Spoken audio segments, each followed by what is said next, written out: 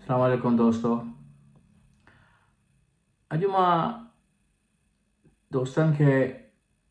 हिकु अहिड़ी समाजी कारकुन जे बारे में ॿुधाइण थो चाहियां जंहिंजो चर्चो अॼुकल्ह आला आश्कार सॼी दुनिया में थी रहियो आहे। ऐं मां सम्झां थो त हिन वक़्तु हिन सदीअ जी या घटि में घटि हिन ॾहाके जी वॾे में वॾी समाजी कारकुन आहे हीअ हिकिड़ी स्वीडन जी रहाकू आहे ऐं हिन जो नालो आहे ग्रीटा थनबर्ग। हीअ स्वीडन जे शहर स्टॉकहोम में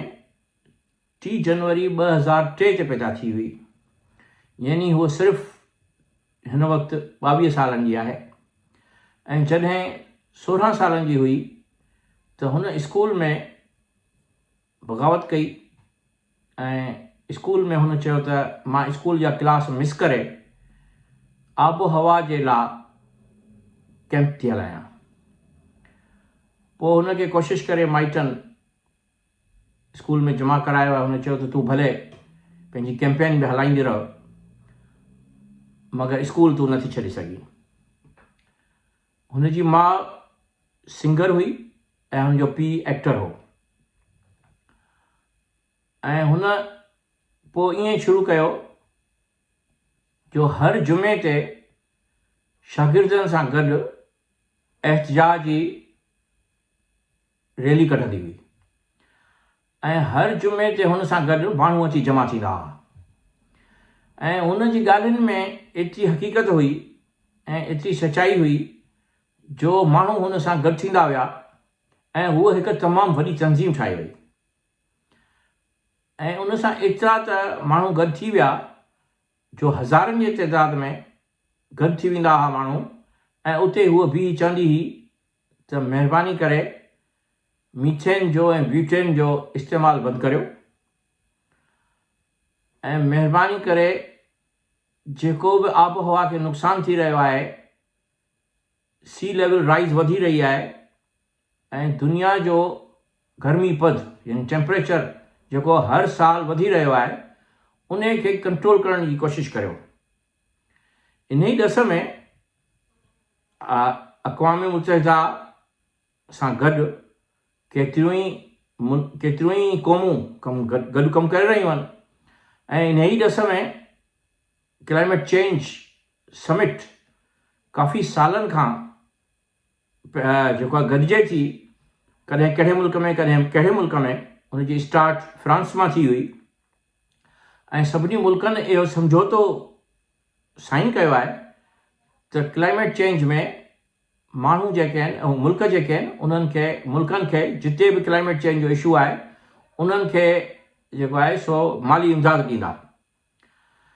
ऐं उन माली इमदाद जे करे तमामु घणो जेको आहे सो कमु थी रहियो आहे। मगर ग्रीटा थनबर्ग चए थी त इहो सिर्फ़ु ॾेखार जे लाइ आहे ऐं इहो जेको आहे सो एक्चुअल कोन्हे ऐं एक्चुअल कमु थियणु खपे। बहरहाल हुनजी मुहिम एतिरी त मशहूरु थी वई जो हुनखे 2018 में यूनाइटेड नेशंस जी जेका क्लाइमेट चेंज ते कॉन्फ्रेंस थी उन में घुरायो वियो, जिते हुन खां तक़रीर कराई वई ऐं हुनखे तमामु घणो पुठभराई मिली ऐं तमामु घणी हुनजी तारीफ़ कई वई। ऐं उन खां सवाइ जॾहिं 2019 में जेका क्लाइमेट समिट थी पेरिस में, उन में बि हुन हिसो वरितो। मगर ताज़ो ई हुनजी जेका मुहिम आहे उहा इन जे करे तेज़ी अख़्तियार कई आहे जो हुन गाज़ा में थींदड़ जेको ज़ुल्म थी रहियो आहे, जेको उते हिन वक़्तु मार्च 2025 खां वठी इसराइल जेके उते जो सामान रोके छॾियो आहे, खाधे पीते जो सामान माण्हुनि जे लाइ रोके छॾियो आहे, उन जे ख़िलाफ़ु हुन एहतिजाज शुरू कयो। न सिर्फ़ु इसराइल सामान उनजो रोकियो आहे, 7 अक्टूबर खां पोइ जेको उते घटि में घटि 2 लख माण्हुनि जो क़त्लु थियो आहे, जंहिंमें ॿार औरतूं ऐं ॿुढा तमामु घणा आहिनि। 7 अक्टूबर 2023 खां वठी अॼु ॾींहं ताईं घटि में घटि 50,000 ॿार मरी चुका आहिनि। उन जे ख़िलाफ़ु हुन एहतिजाज शुरू कयो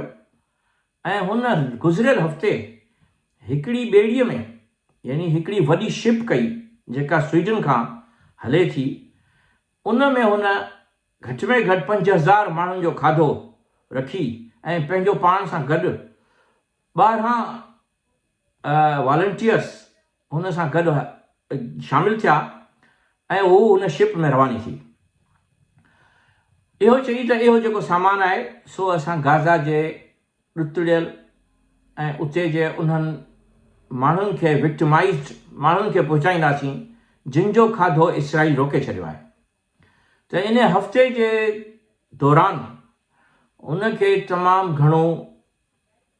सहकार मिलियो। केतिरनि ई मुल्कनि ऐं केतिरनि ई तंज़ीमुनि हुनखे सहकार कयो ऐं मीडिया ते हुन जा इंटरव्यूज़ हलिया जंहिंमें हुन खां पुछियो वियो त जेकॾहिं तव्हांजे ॿेड़े ते इसराइल बम किराए छॾे त तव्हांखे कीअं लॻंदो। हुन चयो त असां इंटरनेशनल वाटर्स में ट्रेवल करे रहिया आहियूं, जिते ट्रेवल करण जे लाइ कंहिं बि मुल्क खां इजाज़त वठण जी ज़रूरत कान्हे, इहा इंटरनेशनल टेरिटरी आहे ऐं असां गाज़ा जे बंदरगाह ते वञी लहंदासीं जेको बेसिकली इसराइल जी मिल्कियत न आहे ऐं उते वञी असां उते जे माण्हुनि खे ई खाधो पहुचाईंदासीं। त हुन चयो त इहे बम त हू हूअं ई काफ़ी सालनि खां किराए रहिया हुआ, मगर 2007 खां वठी जेका गाज़ा में सूरताल थी आहे कि हुन सॼे मुल्क ते इसराइल चाहे थो त असां कंहिं बि तरह सां कब्ज़ो करियूं, जंहिंजे ख़िलाफ़ु भले केतिरी बि मुहिम हले, भले केतिरी बि माण्हू एहतजाज कनि या भले खणी केतिरनि बि माण्हुनि खे उते जे वज़ीरनि खे हिन वक़्तु बंदि कयो वियो आहे। यानी उते जा 2 वज़ीरनि जे लाइ दुनिया जे 4-5 मुल्कनि उन्हनि खे जेको आहे सो हिन वक़्तु इहो इतलाह ॾिनो आहे त उहे उन्हनि मुल्कनि में नथा थी सघनि। ऐं उहे 2 वज़ीर, हिकिड़ो हुनजो सिक्योरिटी जो वज़ीर ऐं ॿियो इंफॉर्मेशन जो वज़ीर, उन्हनि खे हींअर बर्तानिया हिन हफ़्ते चिताव ॾिनो आहे। बर्तानिया, ऑस्ट्रेलिया, न्यूज़ीलैंड, कैनेडा ऐं जर्मनी उन्हनि उनखे चिताव ॾिनो आहे त तव्हां असांजे मुल्क में नथा अची सघो ऐं न ई तव्हां हिन मुल्क में को फाइनेंशियल ट्रांजेक्शन करे सघो था ऐं न ई हिन मुल्क में को मैसेज करे सघो था। त उन्हनि केतिरनि ई क़ौमुनि ऐं केतिरनि ई माण्हुनि दुनिया में हज़ारे लखे माण्हुनि एहतजाज कया आहिनि, मगर उनजे बावजूद बि गाज़ा जेको आहे सो गुज़िरियल महीने गाज़ा में इसराइल गुज़िरियल महीने मेडिकल एड ते हमिलो कयो। यानी जेके माण्हू मेडिकल एड प्रोवाइड था कनि मरीज़नि खे, उन्हनि जे एम्बुलेंसिस ते, उन्हनि जे गाॾियुनि ते हमिलो कयूं ऐं चयूं त असांखे शक हो त उन में हमस जा दहशतगर्द वेठा आहिनि। इस्पतालुनि ते, फ्लैटनि ते जेको आहे बमबारी जारी आहे ऐं हो उनखे बमबारी हणी वरी जॾहिं हुन खां पुछंदा आहिनि त तव्हां हेॾो वॾो ज़ुल्म छो था करियो, हुते मिसकीन माण्हुनि जे मथां बम छो था उॾायो, त हू चवंदा आहिनि त असांखे ख़बर मिली हुई त उते हमस जा दहशतगर्द वेठा आहिनि। इन्हनि सभिनी शयुनि जे ख़िलाफ़ु ग्रीटा थनबर्ग पंहिंजो वॉलंटियर्स जो जथो वठी ॿेड़े में वञी रही हुई ऐं हुनखे यकीन हो त आउं पहुचंदुसि, मगर अफ़सोस इहो थियो जो उते इसराइली फ़ौजुनि वञी उन्हनि खे किडनैप कयो, उन्हनि खे अगवा कयो ऐं उन ॿेड़ीअ जो रुख़ फेराए हुननि खे इसराइल जे कंहिं पोर्ट ते वठी विया ऐं उते वञी हुननि खे चयूं त तव्हांखे असां हितां हिन मुल्क मां डिपोर्ट था करियूं, तव्हांखे जहाज़ में चाढ़ियूं था, तव्हां जहाज़ में चढ़ी वञी वापसि पंहिंजे पंहिंजे मुल्क वञो। ऐं उहा शइ बि रिपोर्ट थींदी रही मुख़्तलिफ़ टीवीअ जे चैनल्स ते, उन्हनि खे कीअं अगवा कयो वियो, उन जा इमेजिस जेको आहे सो टीवीअ ते ईंदा रहिया, सोशल मीडिया ते ईंदा रहिया ऐं ग्रीटा थनबर्ग ऐं 5 ॿिया माण्हू उतां डिपोर्ट थियण लाइ राज़ी थी विया, जो न त हुननि चयो त ॿी सूरत में असां तव्हांखे इसराइल जे जेल में विझी छॾींदासीं। ऐं उन खां सवाइ 6 ॿिया फ्रेंच नेशनल हुआ, यानी फ्रांस जा शहरी हुआ, उन्हनि खे बि हुननि चयो त तव्हांखे बि असां डिपोर्ट था करियूं, न त तव्हां इसराइल जे जेल में वञो या तव्हां पंहिंजे मुल्क वञो, जेको तव्हां फ़ैसिलो करियो। त उन्हनि फ्रांस जे शहरनि चयो त असां कोन वेंदासीं, भले तव्हां असांखे जेल में विझो। उहे उते वेही रहिया ऐं ग्रेटा थुनबर्ग वापसि मोटी स्वीडन वई। जॾहिं उहो वापसि मोटी रही हुई, इहा कल्ह टियों ॾींहं जी ॻाल्हि आहे,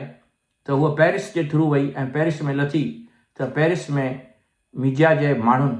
उन खां इंटरव्यू कयो ऐं हुन खां पुछियो त तोसां कहिड़ी माजरा थी, त हुन इहा सॼी माजरा ॿुधाई जेका मूं हींअर तव्हांखे ॿुधाई आहे। ऐं हुन खां पुछियऊं त तूं छो वापसि मोटी आई आहीं, त हुन चयो त मुंहिंजे लाइ हाणे इसराइल जे जेल में रहण जो को बि मक़सदु कोन हो। आख़िर आउं इसराइल जे जेल में रही छा करियां हा, आउं पंहिंजी मुहिम जारी रखंदुसि। ऐं असां, हुन इहो चयो त असां गाज़ा जे उन्हनि माण्हुनि सां गॾु आहियूं जिते हींअर जीनोसाइड कयो पियो वञे, जिते हिन वक़्तु इसराइली फ़ौजनि तमामु वॾो ज़ुल्म जारी रखियो आहे। असां उन्हनि माण्हुनि सां गॾु आहियूं ऐं असां सम्झूं था त जेकॾहिं सुभाणे, हुन इहो बि चयो त जेकॾहिं सुभाणे मूंसां या मुंहिंजे कंहिं माइट सां या मुंहिंजे कंहिं दोस्त सां इहा कैफ़ियत थिए जो हुननि जो पाणी खाधो बंदि कयो वञे ऐं हुननि खे हिकु अहिड़ी जॻहि ते रखियो वञे जिते बम किराया वञनि, जिते हुननि जी ज़िंदगी सिक्योर न हुजे, जिते हुननि खे मौत जो ख़तरो हुजे, त पोइ असांजे लाइ केरु आवाज़ु उथारींदो। हुन इहा बिल्कुलु हक़ीक़त ॻाल्हि कई त आख़िर जेकॾहिं आउं इन जॻहि ते हुजां हा, आउं इसराइल जो को ॿारु हुजां हा या को नौजवान हुजां हा, त आउं हिन वक़्तु जेकॾहिं कंहिं इस्पताल में मरीज़ थी सुठी पई हुजां हा, त उन वक़्तु जेको आहे सो मूंखे इहो ख़तरो हुजे हा त मुंहिंजे मथां बम किरी सघे थो ऐं न मूंखे मेडिकल जूं सहूलियतूं ॾिनियूं पियूं वञनि, न मूंखे खाधो ॾिनो पियो वञे, त मुंहिंजे लाइ केरु आवाज़ु उथारींदो। सो हुन चयो त असां हुननि सां गॾु आहियूं, असां ईअं ई हुननि जे लाइ आवाज़ु उथारींदा रहंदासीं ऐं असां पंहिंजी नेक्स्ट मुहिम जो जल्दी इतलाह कंदासीं। त आउं इन जे करे अॼु ग्रेटा थुनबर्ग खे ऐं उन जे जथे खे ख़िराज तहसीन थो पेश करियां ऐं हुनखे सलाम थो करियां। ऐं मां सोचियां थो त अहिड़ा समाजी कारकुन काश हिन दुनिया में रोज़ रोज़ पैदा थियनि जो हिन दुनिया मां ज़ुल्म जो ख़ात्मो थिए।